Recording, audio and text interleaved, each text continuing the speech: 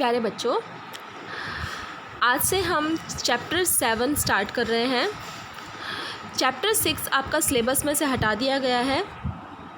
Chapter 7 है P block तत्व। इसमें ये आप जो है ये वाला जो आवर्त सारणी के बारे में क्लास 10th से पढ़ते आ रहे हैं। तो इस आपके सिलेबस में PDF ये तीनों ब्लॉक के तत्व हैं। हमने ये वाले जो दोनों वर्ग हैं ये हमने पढ़ा था, इनके बारे में एस ब्लॉक का तत्व होते हैं और यहाँ से यहाँ तक ये पी ब्लॉक तत्व है। पी ब्लॉक तत्व में भी आपको नाइट्रोजन परिवार से स्टार्ट करना है, क्योंकि बोरोन फैमिली और कार्बन फैमिली के बारे में आप क्लास 11th में पढ़ चुके हैं। हम सबसे पहले स्टार्ट करेंगे नाइट्रोजन परिवार या नाइट्रोजन फैमिली जिसको बोलते हैं, ठीक है। पी ब्लॉक तत्व में नाइट्रोजन परिवार, nitrogen, phosphorus, arsenic, antimony, bismuth, इन पांचों के बारे में पढ़ेंगे।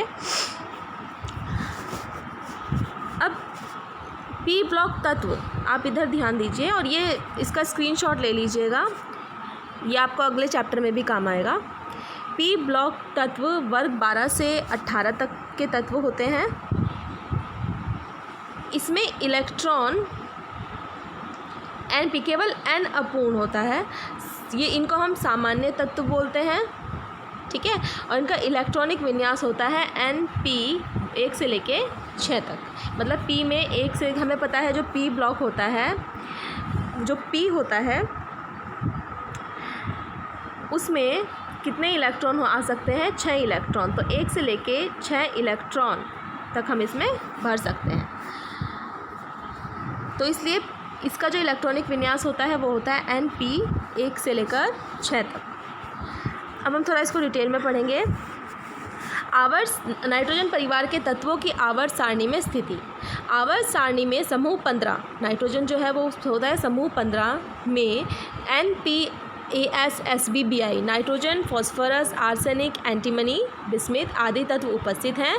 इन सभी तत्वों की बाहरी कक्षा में 5 इलेक्ट्रॉन होते हैं, ठीक है। इन सभी तत्वों को नाइट्रोजन परिवार के तत्व कहा जाता है। इन तत्वों को निकोजन भी कहते हैं, जिसका अर्थ दम घोटने वाले पदार्थ से होता है। अब बात करेंगे इसके लक्षण की। इसका इलेक्ट्रॉनिक विन्यास देखेंगे तो K शेल होता है, L शेल होता है। तो K में 2 जाएंगे, L में 5, यानी कि इसमें बाहरी जो कक्ष होती है, बाहरी कक्षा में 5 इलेक्ट्रॉन होते हैं, ठीक है। तो P का इलेक्ट्रॉनिक विन्यास हो गया 2 8 5। आर्सेनिक का हो गया 2 8 18 5। अब अगर हम इसकी तुलना करें, देखो इसको याद करने का तरीका, न पाया आसरा सभी बीमारों ने। न का मतलब नाइट्रोजन, प का मतलब फॉस्फोरस, आसरा आर्सेनिक, Sb सभी हो गया Sb, ये हो गया एंटीमनी, और Bi तो ये हो गया बिस्मिथ। ये इसको याद करने का तरीका है। नेक्स्ट करेंगे हम बात परमाणु त्रिज्या की या परमाणु आयतन। नाइट्रोजन परिवार के तत्वों की परमाणु त्रिज्या वर्ग 14 के तत्वों से छोटी और वर्ग 16 के तत्वों से बड़ी होती है।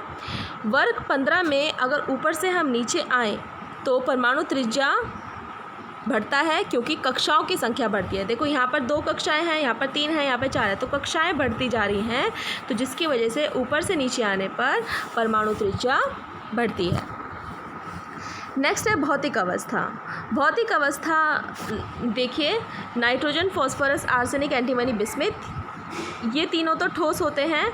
ये मोम जैसा ठोस होता है और नाइट्रोजन क्या है? गैस है। घनत्व वर्ग में ऊपर से नीचे जाने पर घनत्व क्रमिक रूप से बढ़ता है। अगर हम नाइट्रोजन से बिस्मिथ तक आए तो घनत्व बढ़ेगा।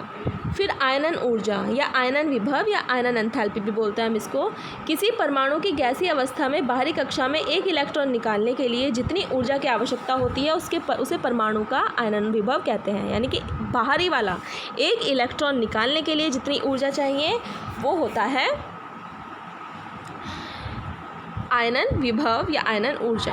वर्ग 15 में ऊपर से नीचे जाने पर आयनन विभव का मान क्रमिक रूप से घटता है, क्योंकि बाहरी इलेक्ट्रॉन पर नाभिकीय आकर्षण घटता है। इसका दूसरा कारण आवरण प्रभाव का बढ़ना भी है। तो ये इम्पॉर्टेंट है, इस पॉइंट को याद रखिएगा। तो होता क्या है देखो, जब हम ऊपर से नीचे आते हैं तो अगर हम नाइट्रोजन की बात करें, नाइट्रोजन में बीच में क्या है, न्यूक्लियस है, नाभिक है। तो बाहरी इलेक्ट्रॉन और इसके बीच में दूरी कम है तो इनका आकर्षण बल ज़्यादा होता है। बाहरी इलेक्ट्रॉन और नाभिक के बीच में आकर्षण बल ज़्यादा है, इसलिए इलेक्ट्रॉन निकालने के लिए ज़्यादा ऊर्जा चाहिएगी। लेकिन बात करें फॉस्फोरस की, फॉस्फोरस में कितने कक्षाएं होती हैं, 3। तो थोड़ा दूर है इलेक्ट्रॉन तो निकालना थोड़ा आसान।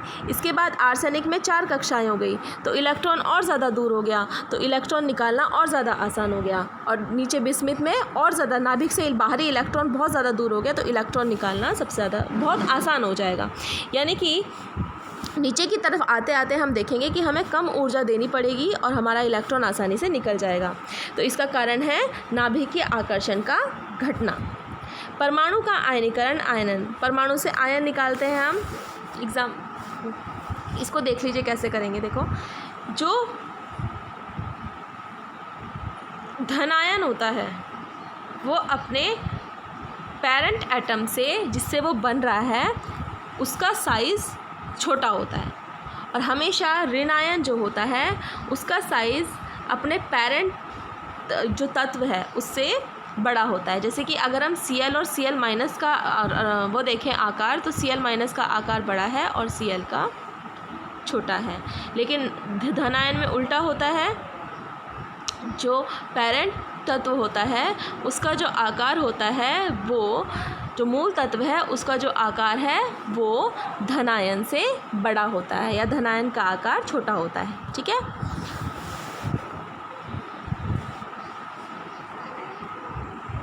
नेक्स्ट देखो, अब देखो हम नाइट्रोजन का अगर हम इलेक्ट्रॉनिक विन्यास देखें तो 1s2 2s2 2p3 है ना, क्योंकि नाइट्रोजन का 7 एटॉमिक नंबर होता है और ऑक्सीजन की कितना होता है 1s2 2s2 2p4, ऑक्सीजन का 8 एटॉमिक नंबर होता है। अब देखो ये क्या है, या कोई भी तत्व वो स्थायी है तब होता है या तो सब में 2-2 इलेक्ट्रॉन्स पूरे हों, ठीक है, या तो और या अर्ध भरा हुआ हो या आधा भरा हुआ हो, तो इस अवस्था को हम स्थायी अवस्था बोलते हैं। अब इसमें भी जो शेल है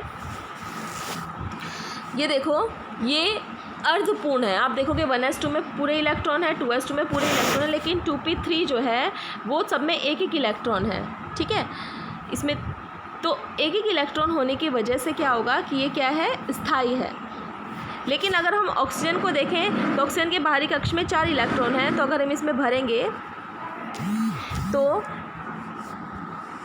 पी शेल में अगर हम भरेंगे तो देखो कितना हो जाएगा, 3 और चौथा ये, तो या तो आधा भरा हुआ हो या पूरा भरा हुआ हो तो वो स्थायी होता है। लेकिन ऑक्सीजन में ये अपूर्ण है ना, तो ये अस्थायी है। मतलब ऑक्सीजन और नाइट्रोजन की तुलना में नाइट्रोजन ज़्यादा स्थायी है। अब बात करेंगे आयनन ऊर्जा की। देखो बच्चों, नाइट्रोजन में अगर हमें एक इलेक्ट्रॉन निकालना है तो हमें ज़्यादा ऊर्जा चाहिएगी, क्योंकि ये अर्धपूर्ण भरा हुआ है, यानी कि ये स्थायी अवस्था है। लेकिन इसलिए नाइट्रोजन की प्रथम आयनन ऊर्जा ऑक्सीजन से अधिक होती है, क्योंकि नाइट्रोजन से इलेक्ट्रॉन को निकालना मुश्किल है, क्योंकि नाइट्रोजन अपनी स्थायी अवस्था में है। इसमें जो बाहरी इलेक्ट्रॉन है, ये जो बाहरी शेल है ये अर्ध भरा हुआ है ना, आधा भरा हुआ है। तो N की नाइट्रोजन की प्रथम आयनन ऊर्जा ऑक्सीजन से अधिक होती है। इसका कारण यह है कि नाइट्रोजन और फॉस्फोरस के जो उपकोष होते हैं ना, ये आधे भरे होने के कारण N का इलेक्ट्रॉनिक विन्यास स्थायी होता है ना। ये जो कोश है, इसमें जो छोटे छोटे उपकोष होते हैं, ये नाइट्रोजन में तो क्या है, हाफ फिल्ड है, अर्ध भरे हुए हैं, लेकिन ऑक्सीजन में क्या है, अपूर्ण है।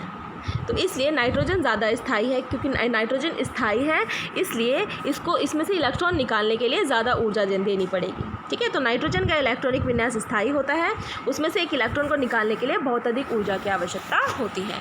तो प्रथम आयनन विभव, द्वितीय आयनन विभव, तृतीय आयनन विभव की अगर हम बात करें तो प्रथम आयनन विभव पहला इलेक्ट्रॉन निकालना, द्वितीय आयनन विभव कहेंगे जब दूसरा इलेक्ट्रॉन निकालना पड़ेगा, तृतीय आयनन विभव जब हमें तीसरा इलेक्ट्रॉन निकालना है। ठीक है, तो ये आप अपनी उसमें देखिएगा 11th की बुक में, ठीक, ये उसमें से आपको समझ में आ जाएगा। लास्ट ईयर भी मैंने आपको कराया था।